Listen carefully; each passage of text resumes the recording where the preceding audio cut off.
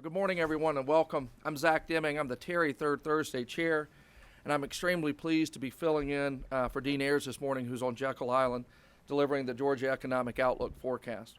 Welcome to Terry Third Thursday, and the TEAC, our Terry Executive Education Center, TEAC as we affectionately refer to it. As many of you probably know, a lot of these faces are here most every month. This is our monthly breakfast event. This is held in our base operation here in Atlanta.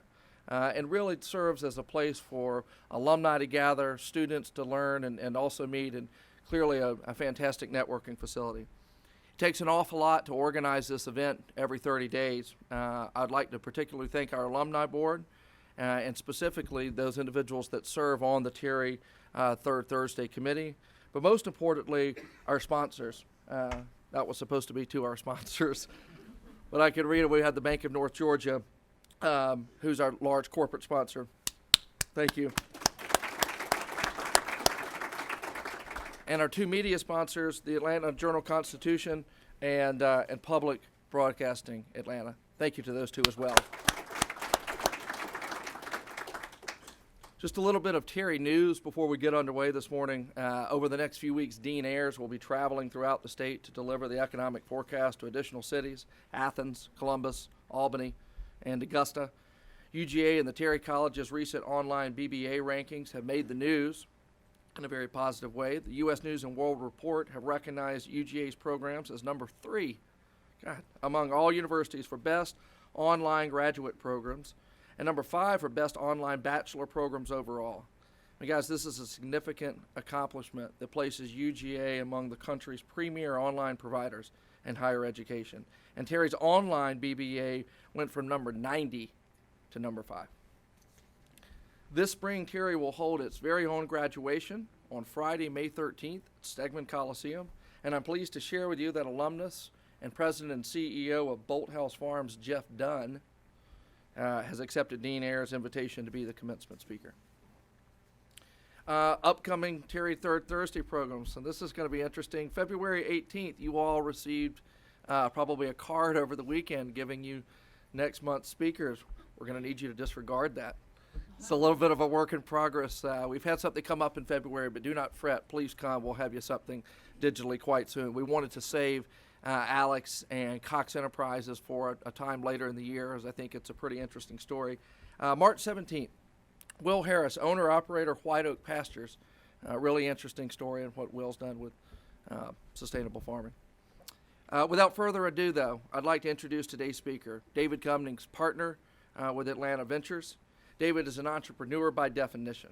In 2007, he co-founded Pardot marketing automation, which was recognized by Inc. magazine as a top growing company in 2012, and shortly thereafter acquired by ExactTarget and then Salesforce.com.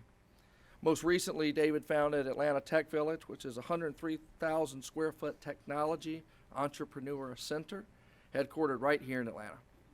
Its mission is to support and inspire entrepreneurs to achieve success through a community that promotes faster connections between talent, ideas, and capital.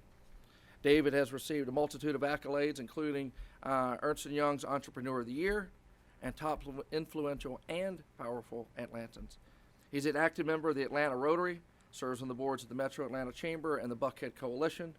David is a native of Tallahassee, Florida, earned his bachelor's in econ from Duke, and has an honorary doctorate from Mercer University. So please, if you would, this morning, join me in welcoming David Cummings. His topic today is the entrepreneurial journey to create 10,000 jobs in Atlanta.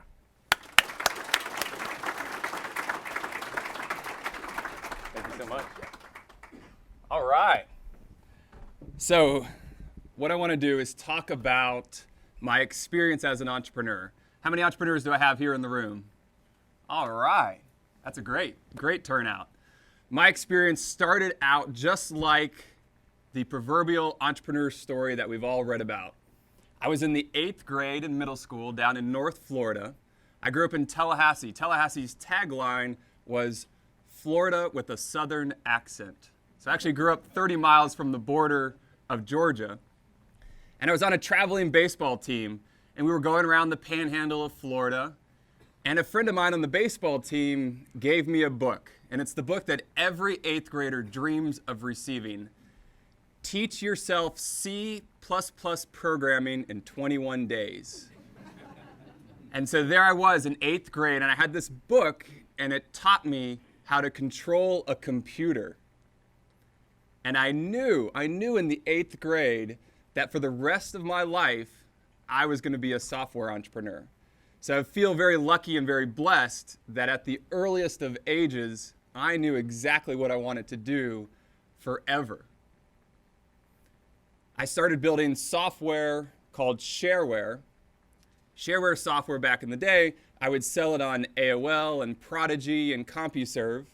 For some of the millennials in the room, they were probably in diapers when Prodigy was around, but I'm sure people that are of the older persuasion like myself remember CompuServe and AOL and Prodigy. My first product was called StatBook, and so StatBook was a way for baseball and softball coaches to maintain all of the stats for all of the players on their team. Nowadays, there's a ton of great apps for your phone, but back then there wasn't an easy way for coaches to maintain their stats. I progressed from 9th grade to 10th grade, and I started writing software called the On Startup series. And so the On Startup series was a way for when you rebooted your computer every morning. So back in the Windows 3.1 days and Windows 95, you actually turned your computer off at night. And when you came into the computer in the morning, you actually booted it back up. I know it sounds crazy in this day and age, but way back in 1996, that's how we did it.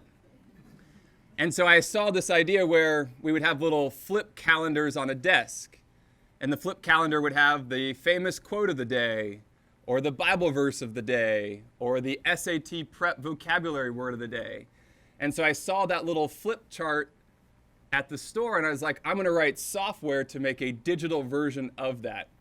So I bought different versions of those, the famous quote of the day, SAT word, French word, Spanish word, and I literally typed in all of the ones that were on the little flip calendar, and I built software so that when you booted your computer up in the morning, a little box popped up, and that box had your SAT word of the day, your famous quote of the day, your French vocabulary word of the day. And so I put it on the internet, and I kid you not, people from all over the world would send me checks in the mail to my home address in Tallahassee, Florida, paying $9.95 for me, a little teenager, to email them back a code to unlock the product. So you downloaded it for free, and you got 30 days worth of quotes or words, and then you paid $9.95 by sending a check through snail mail, and then I would email back a code to unlock the whole year's worth of quotes or words. And that's literally how it worked. So every day I would come home from high school, and I would eagerly go down the driveway and check the mailbox to see if random people had sent me money. And this was legal and honest. Like, it was incredible. And so, of course, the internet started to take off, and instead of writing software and selling a few $100s a year worth it over the internet, I was going to local small businesses in Tallahassee, and I was saying, hey, this internet thing's for real. This is going to be a big deal. And by the way, pay me $1,000 and I'll build you a website. And so back then, that was like $50 an hour. So the cool job growing up in Tallahassee was to work at Publix, whereas like in Atlanta, the cool job is to work at Chick-fil-A. And so my buddies, I would go to Publix, and they'd be there making $4.15 an hour.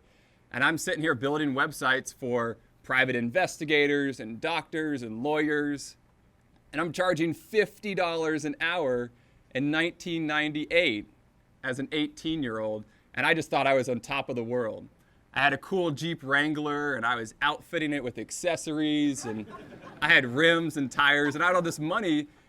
And I felt bad because I felt like I had a way to make way more money than my friends, but yet I was offering something that there was demand for in the market.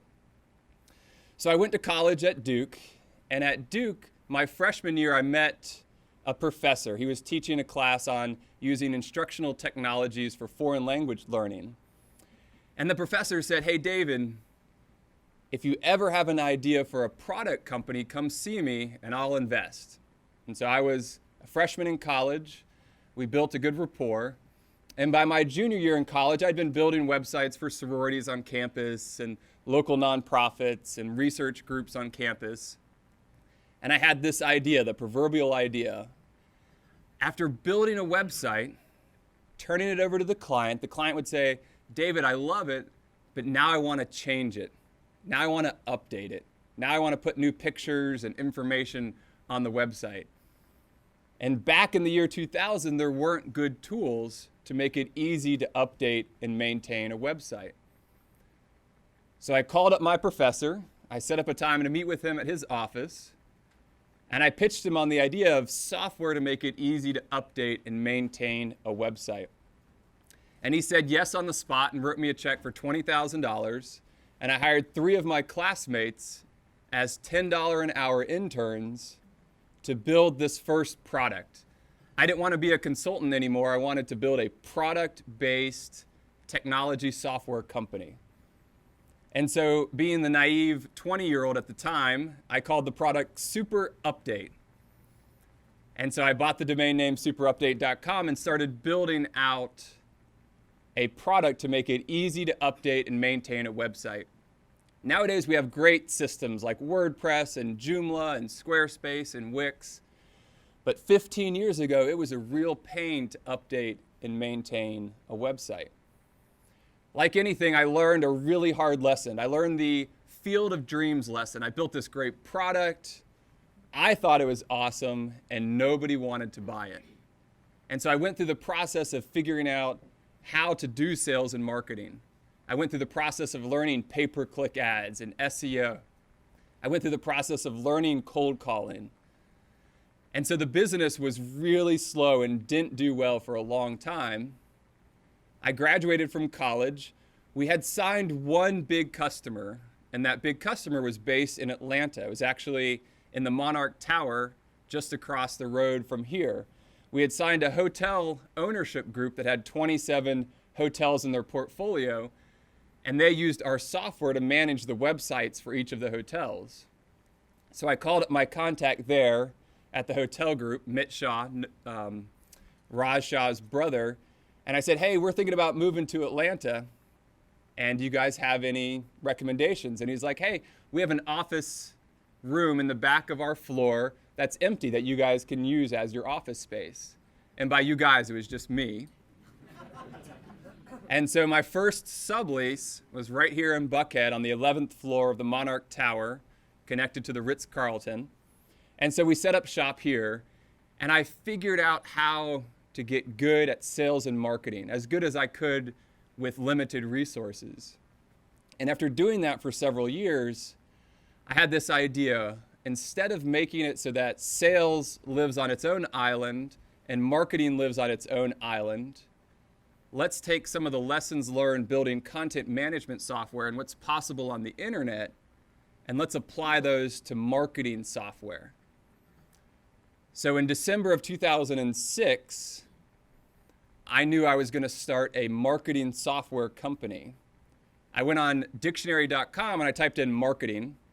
And at the time, in December of 2006, dictionary.com would show the dictionary definition, but then it would also show the translation of the word in 29 different languages. And so in that translation section of the page, it had a word that stuck out to me, and I'm sure it would stick out to everyone in this room. Pardot, Pardot.com. I went on GoDaddy.com and I paid $8 and registered a 6-letter domain name that myself as a Southerner could pronounce. And I set out with a classmate of mine from college to build a marketing software company. So we started on the business full-time in March of 2007. I still had my content management software company, and I promoted one of the team members to run it. So I had this business that was finally doing well, but I had this burning desire to go do a different marketing-oriented software business. So my classmate and I, in March of 2007, we set out to build Pardot. Now, Pardot is the Latvian verb to market or to sell. So if anybody's done their cyber stalking, you know it's Latvia, not Latin. And so we had our verb, we had our to market or to sell, Pardot.com. And of course, like any scrappy entrepreneur, I did what I knew how to do, and I went to Georgia Tech and I hired 11 summer interns. Truly, we had 11 summer interns. So you imagine yourself and a co-founder, and you're in your mid to late 20s, and now you're hanging out with a bunch of 19-year-olds again. And we set out and we built this product. The idea was, from a technology tools perspective, marketing had a number of good systems, but they were all geared towards the consumer marketer. Products like MailChimp and Constant Contact are awesome, but they're geared towards the B2C marketer. Products like Google Analytics show you lots of great information, but it's all at the macro view. Hits and visitors and entry and exit pages. From a marketing perspective for the B2B marketer, we wanted to make it so that the tools were built from the ground up to help generate a higher return on investment. So B2B marketers were buying tools, but the tools they were buying were for consumer marketers, and there weren't any good tools in the market geared towards the B2B marketer. We spent the summer of 2007 building out the Pardot application, and we launched it locally with a few beta customers. After they used it for a couple months, I started to hear something that I had never heard before as an entrepreneur. Customers would look me in the eye and they would say, David, I don't know how I did my job before I used this Pardot software. And after I heard that 3 or 4 times, I realized that this product that we had built was revolutionary for B2B marketers. This wasn't just an evolutionary next step in the online marketing process. We combined landing pages and email marketing. We provided prospect scoring and grading. We provided automatic integration into the CRM system. We provided drip programs and automation rules. It truly changed the way B2B marketers did their job. The business kept growing. We kept signing more customers. Now, mind you, this was 2008, this was 2009. This was at the depths of the Great Recession. And by 2010, the Atlanta Business Chronicle notified us and they said, hey, David, Pardot's going to be one of the fastest growing companies in Metro Atlanta, but we can't tell you what position you are until the newspaper comes out. So it was Friday morning. The Business Chronicle always comes out on Friday morning. And I went over to Disco Kroger right here in Buckhead, and I bought a copy of The Dead Tree. And I opened it up, and they had the Pacesetter Awards in there. And in the Pacesetter Awards, column number 1 is the company name, and column number 2 is the growth rate. And so this is the 2007 to 2009 3-year growth rate for the business. And there it was, Pardot, #1 fastest growing technology company in all of Metro Atlanta with a 3-year growth rate of 42,000%.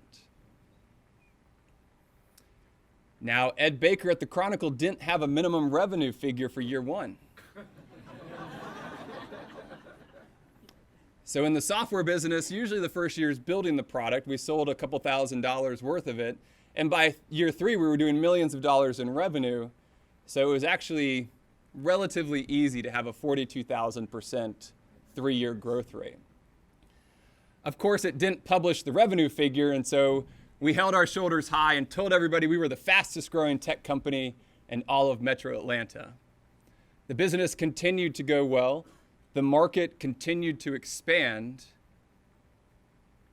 And by the spring of 2012, the AJC named Pardot the #1 best place to work in all of Metro Atlanta.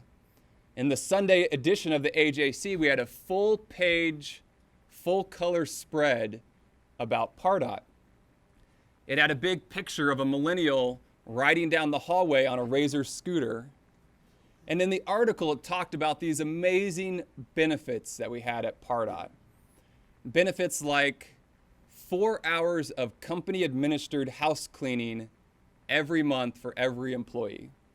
So everybody from the secretary to myself, the CEO, we paid for and administered to have their house cleaned as part of our standard benefits.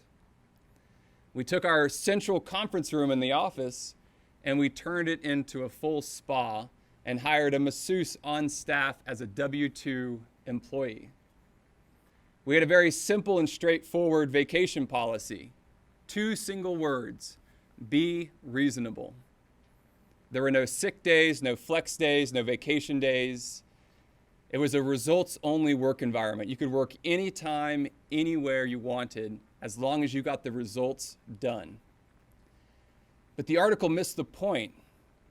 The point that we were named the #1 best place to work is that we had the most aligned core values of any business I'd ever seen. From a business point of view, we focused on people who were positive, self-starting, and supportive. And we had an overarching theme to run the company: be the best place to work and the best place to be a customer. And so if we hold those 2 items, be the best place to work and the best place to be a customer, as our top priorities, every hard decision we have to make in the business becomes an easy decision to make.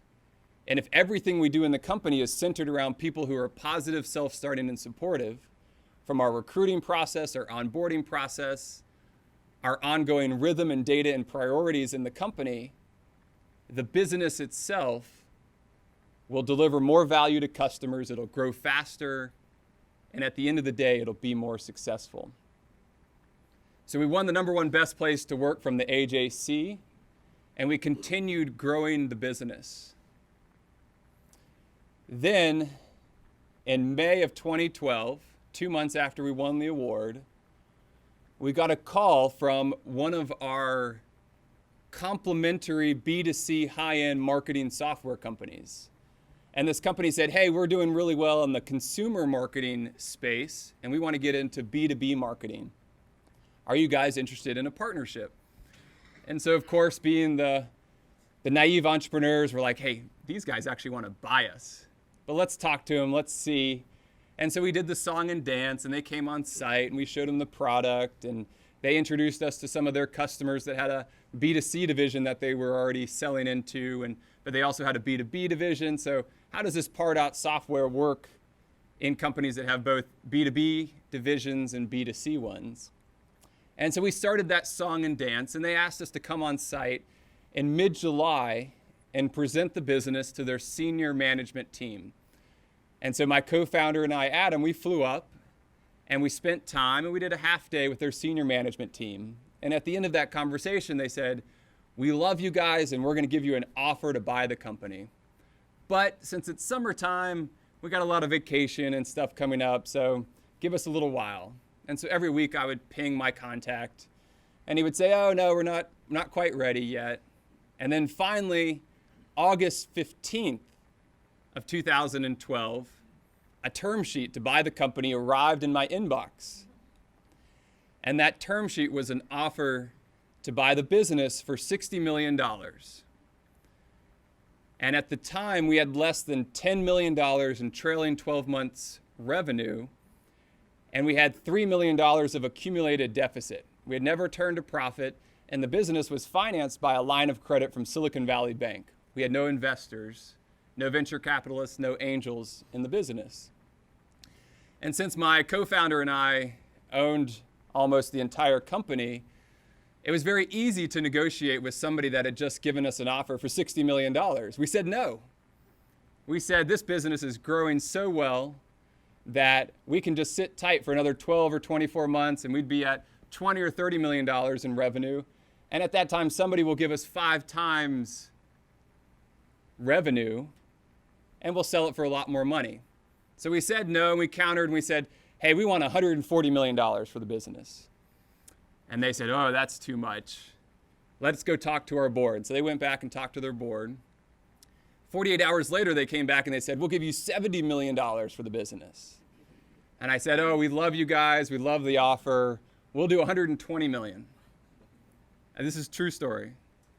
48 hours, they came back and they said, we'll give you $80 million for the business. And we said, we love you guys. We'll do $110. 48 hours later, they came back and said, we'll do $90 million for the business. We said, no, no, no. We want $100 million for the business. And they came back and they said, we'll do $95 million for the business. We said, no, we got big egos. We want to have a $100 million exit.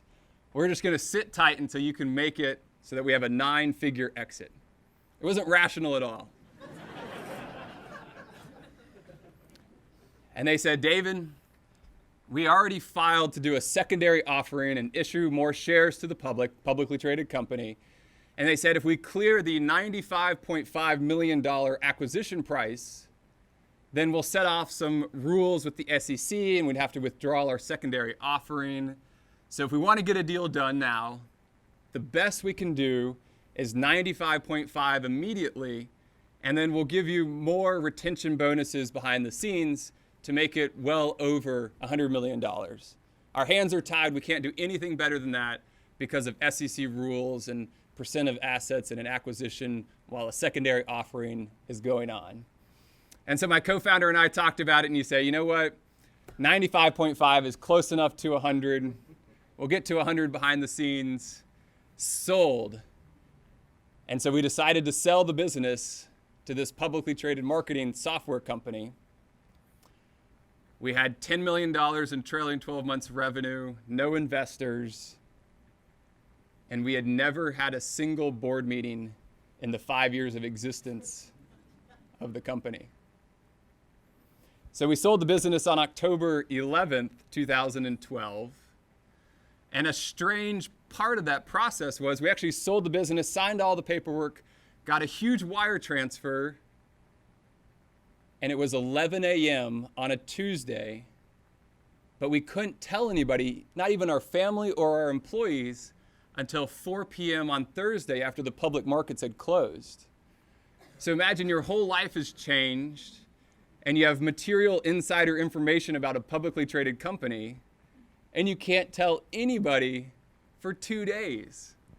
So it was a strange mental exercise to just sit tight and pretend like things were normal. And then at 4 p.m. on that Thursday, we told the world, we told the employees, and we had a huge party on the rooftop of the W Buckhead Hotel not too far down the road.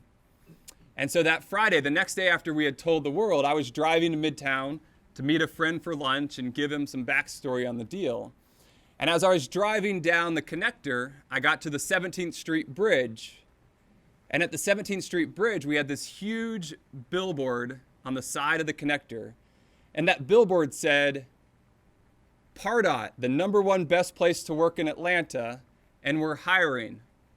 Pardot.com/jobs. We had 5 of these big billboards up and down the connector in I-85 because we were growing so fast that we needed to find even more talent. And so I was by myself at the 17th Street Bridge, looked up, saw this huge billboard, and in the car I started crying. All this emotional energy, all of this stress for the past couple months selling the business, everything just released like a tidal wave. And at that point in the car, I knew I needed to find something to do.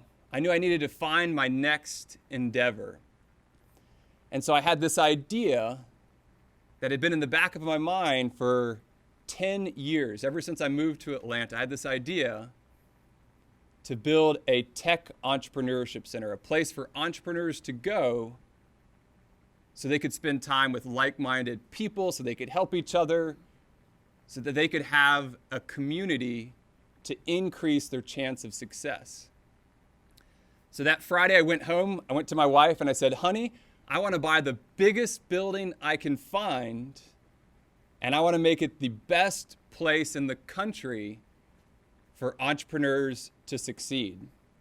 So I went shopping for office buildings. I'm sure there's a few commercial real estate people in the room here.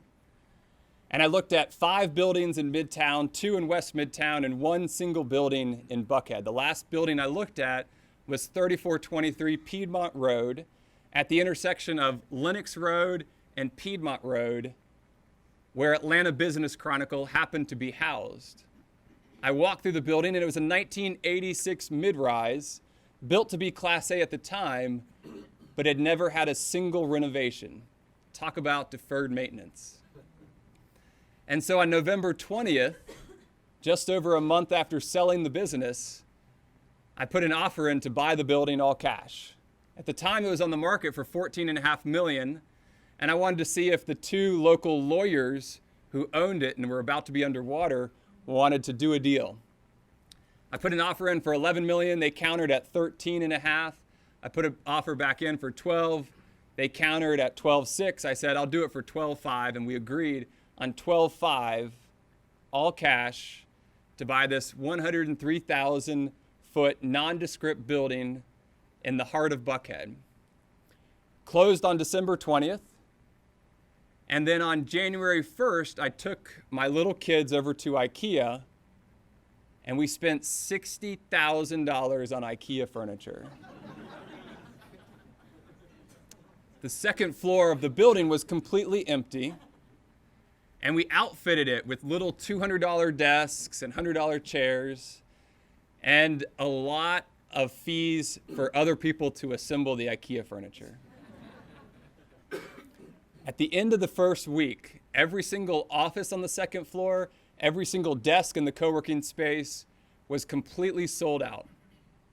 When I bought the building, I thought, oh, over the course of 4 or 5 years, as the traditional tenants leave, we'll renovate the space and we'll bring the startups in. But at the end of that first week, I knew there was enough demand to fill up the entire building with startups. And so I did something that they don't teach you in the commercial real estate classes in college. I went to the 17 traditional tenants that were renting 70,000 square feet of space, that had operating histories, that had money on their balance sheets, and had long-term leases, and I paid them all to leave to fill the building up with startups that would have no leases at all, that had no operating history at all, that had never turned a profit, and had no money on their balance sheets. And so over the course of 9 months, we got all the tenants out of the building, and we built a master plan to renovate the entire building. Again, being the naive entrepreneur, I bought the building for $12.5 million. And I was thinking, oh, 100,000 feet, we'll do 60 to 80 bucks a foot, and we'll renovate it and make it great. So I was thinking, $6 to $8 million. Well, as an entrepreneur with a lot of hubris at the time, the architects and the interior designers kept showing me pretty pictures of what could be. Rooftop patios and full gyms and showers and locker rooms and hardwoods throughout. And needless to say, at the end of the renovation experience, I had spent $16.5 million just on the renovation. So $165 a foot. And so my real estate friends in the room know that if you buy a building for $125 a foot and then put $165 a foot into it, it's a really nice building. So we built out the tech village. We did it floor by floor. Every time we finished a floor, it was completely sold out. Today, the building has 270 different companies and 933 people in the building. It's one of the 5 largest tech entrepreneurship buildings in the entire United States, and it's the largest one by far in the Southeast. We've had a number of success stories already graduate from the tech village. Companies like Yik Yak, which is one of the 10 largest social networks in the country. Millions of college students every day yak on this little mobile app that was started on the second floor of the